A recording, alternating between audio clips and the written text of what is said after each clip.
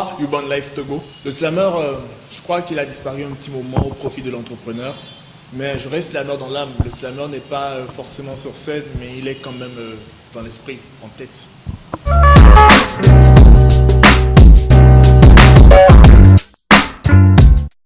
Pas du tout, je regrette pas du tout. C'était une période aussi un peu life-changing dans ma vie parce que c'est une période qui m'a permis de rentrer en contact avec beaucoup de gens et de me faire beaucoup de relations au-delà du slam et de comprendre un peu plus ce à quoi tend l'art. Aujourd'hui, je crois que ça a été une période qui a forgé ma vie, qui m'a donné de l'expérience et qui m'a aussi permis d'évoluer, d'avoir tout ce que j'ai aujourd'hui comme compétences.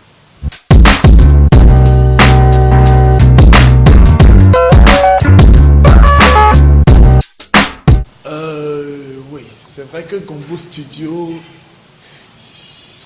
dit comme ça en fait, je vais dire c'est un peu bisounours et tout ça parce que tout est parti en fait sur le fait où je travaillais dans une boîte où on disait que j'avais beaucoup de gombos, les gombos, c'est-à-dire les petits travaux que tu as par-ci par-là qui t'aident un peu à arrondir en fait les fins du mois, vous voyez. Et puis après, même en quittant la boîte, j'ai gardé ce brand sur moi. Vous voyez un peu, c'est-à-dire que le personal branding est resté en fait sur la personne, sur l'individu, et c'est resté. Donc du coup, j'ai décidé de nommer Gombo Studio, et ça a évolué. Ça fait déjà 4 ans que je poursuis mon aventure avec ce bébé, et je lui ai fait un autre petit bébé qui s'appelle Gombo Digital, maintenant, avec l'évolution de la technologie et tout ça. Et voilà, donc aujourd'hui je crois que Gombo Studio a beaucoup plus évolué dans le sens où c'est une entreprise qui s'est instituée en tant que créateur de contenu. C'est-à-dire créer du contenu pour les blogueurs, pour les gens qui aimeraient bien se donner à l'expérience du graphisme, ou bien du digital, ou bien le motion design, whatever. Tous ceux qui sont vraiment intéressés par le design et par l'art et en même temps par le digital que nous courons aujourd'hui. Voilà.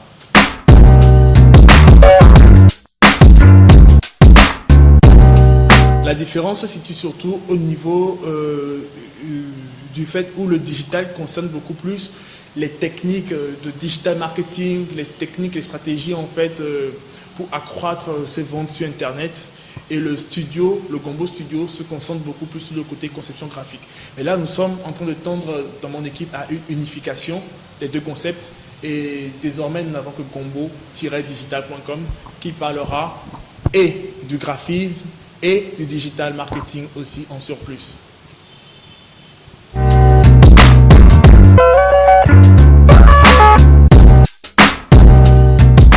La particularité, je dirais même plus la valeur que nous apportons plus à nos clients, c'est un suivi complet, même un conseil. C'est-à-dire que lorsque quelqu'un vient vers nous en fait pour avoir une conception, bien pour avoir une stratégie de com par rapport à son projet, que ce soit digital ou bien graphique, nous essayons aussi de réorienter cette personne-là vers une stratégie qui sera beaucoup plus fiable et puis adaptée par rapport à nos expériences, mais tout en gardant l'esprit ouvert et les oreilles ouvertes par rapport à ce qu'elle demande. Donc, les clients sont beaucoup plus satisfaits en venant chez nous, surtout par rapport à la qualité du service que nous sommes en train de leur rendre, mais surtout au suivi. Aujourd'hui, les gens sont beaucoup plus inspirés par ceux qui suivent dans le temps. Vous voyez? Et plus vous suivez quelqu'un dans le temps, cette personne-là se sent coachée mais aussi pris en soin. Vous voyez, donc nous avons cette particularité-là. Je crois que c'est un gros bénéfice au fait de pouvoir prendre chaque client en respectant exactement ce qu'elle veut, mais en lui apportant une plus-value par rapport à nos compétences.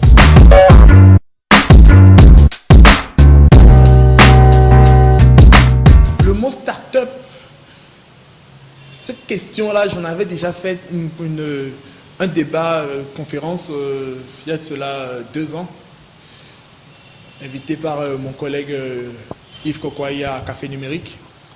Le mot start-up, je pense que ce mot a créé plus un boom ces 5 dernières années, surtout quand on veut voir par rapport à l'Afrique. Parce que nous avons eu l'éclosion de beaucoup de petites boîtes, de petits entrepreneurs, d'agences, de copains qui se sont retrouvés et qui se sont retrouvés à travers ce mot-là et qui se sont retrouvés dans la façon de présenter leurs produits par rapport à leurs clients. Ce n'est pas forcément des produits qui sont créés par rapport aux customers, c'est-à-dire au B2C, mais des produits qui sont créés aussi au B2B. Donc, de ce fait-là, je crois que beaucoup d'entreprises, je parle surtout par rapport aux afropreneurs, aux entrepreneurs africains, ont beaucoup plus se retrouver par rapport à leur orientation et ce qu'elles voudraient faire. Donc aujourd'hui, je pense que les startups, s'il faut recentrer le débat, les startups en Afrique sont en train d'éclore, mais je crois qu'il faut encore une réelle canalisation et un accompagnement surtout de nos dirigeants, mais un accompagnement surtout de nos mentors, pour pouvoir réussir à ouvrir le jeu et à se mettre aussi au standing au niveau international. Aujourd'hui, je vois tellement d'entrepreneurs qui organisent des trucs magnifiques, merveilleux à travers le monde, mais ce serait bien maintenant de les rendre plus professionnels que cela.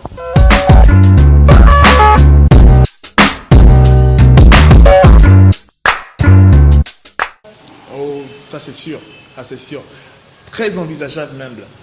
Peut-être pas dans la même direction qu'avant, mais dans le sens un peu plus fun, je pense. Je pense essayer de retravailler un peu plus ma manière de me présenter.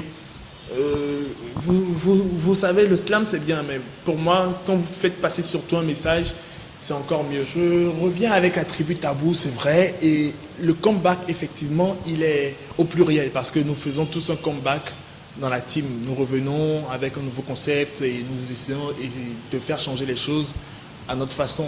Donc nous avons prévu de faire un album et nous sommes en train de travailler actuellement dessus. Donc par rapport à cet album-là maintenant, il y a beaucoup de choses que nous avons décidé et beaucoup de nouveautés que nous avons décidé de mettre en jeu. Voilà un peu.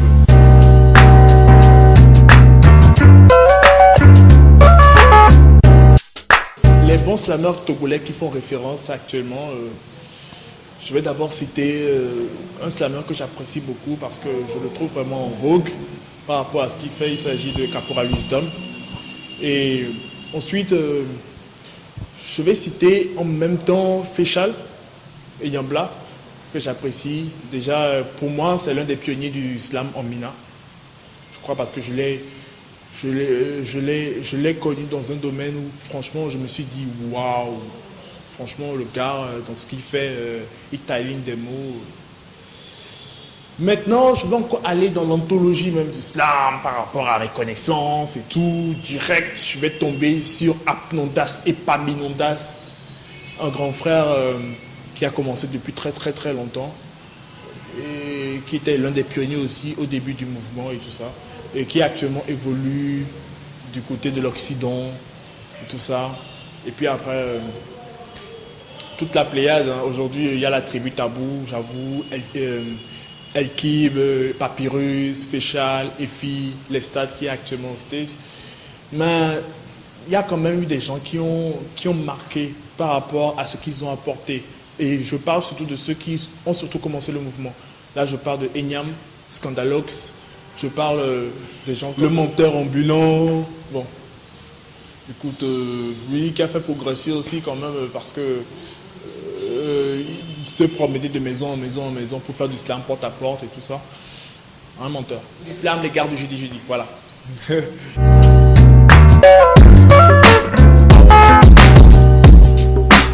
Influenceur, je pense pas que je peux me donner ce statut-là. Je ne me juge pas influenceur. Je ne me juge pas vraiment aussi off. Ce serait quand même un peu hypocrite de ma part. Mais je sais quand même que j'ai quand même une petite communauté, ne serait-ce que si ce n'est que 10 personnes sur Facebook ou bien sur Instagram, whatever. Je sais que j'ai une petite communauté qui me soutient, qui m'écoute, qui accepte ce que je fais, qui me conseille surtout. Et ça, merci beaucoup. Je sais qui sont mes vrais fans sur Facebook ou bien sur Instagram. Et c'est réciproque. Ce n'est pas mes fans. Pour moi, c'est mes amis et mes femmes. Ce sont des gens avec qui j'ai commencé depuis tout début sur Facebook et qui m'ont conseillé, qui m'ont dit progressez dans ce sens-là, faites ci, faites ça, qui m'ont dit non, il ne faut pas se la jouer solo, Non, c'est des gens qui m'ont vraiment parlé et en qui j'ai confiance. Donc je crois que tu es ma première influenceuse.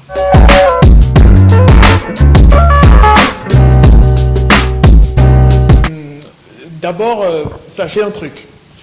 Le digital, c'est un monde vraiment à part. Imaginez que dans votre salon, vous avez vos parents à côté, vous avez vos cousins, vous avez vos amis, et vous avez en même temps votre professeur, vous avez votre pire ennemi, vous avez votre ex, vous avez votre copine actuelle, vous avez peut-être même votre femme, votre maîtresse, vous avez un copain, vous avez un camarade, vous avez un DG qui était ancien patron, ou bien votre nouveau patron, ou bien vos nouveaux collaborateurs, et imaginez que toutes ces personnes-là sont dans le même salon, dans la même pièce avec vous. Cette pièce-là, maintenant, vous pouvez lui donner un nom, ça s'appelle Facebook.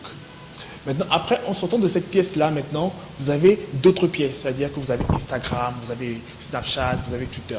Sachez que dans chacune de ces pièces, en fait, ce n'est pas forcément tout le monde qui vous aime, parce que, en fait, c'est un milieu où chacun vient avec ses convictions, avec ses idées, avec ses principes, avec ses idéaux.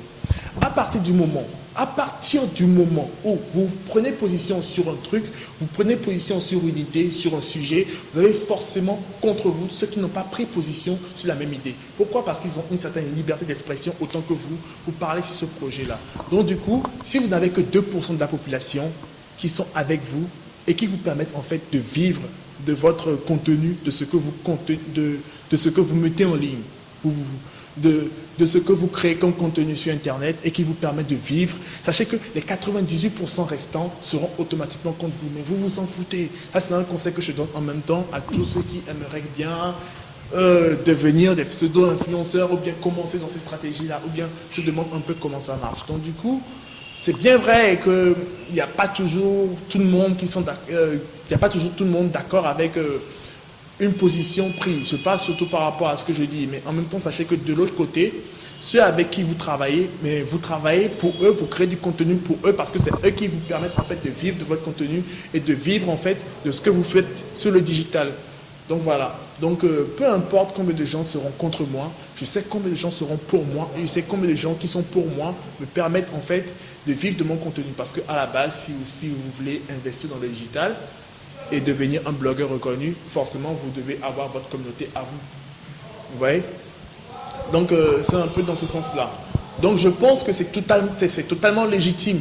Et heureusement qu'il y a des gens qui sont contre moi, parce que si tout le monde était contre moi, si tout le monde était pour moi, plutôt, j'allais plutôt me poser des questions. Est-ce que ce que je fais est bien? Parce que ce ne serait pas vraiment normal.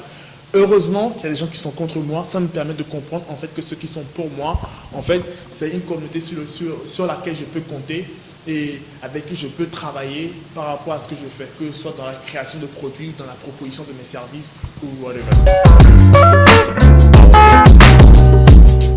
Dernier mot, déjà je remercie YouBorn Life Togo pour cette interview.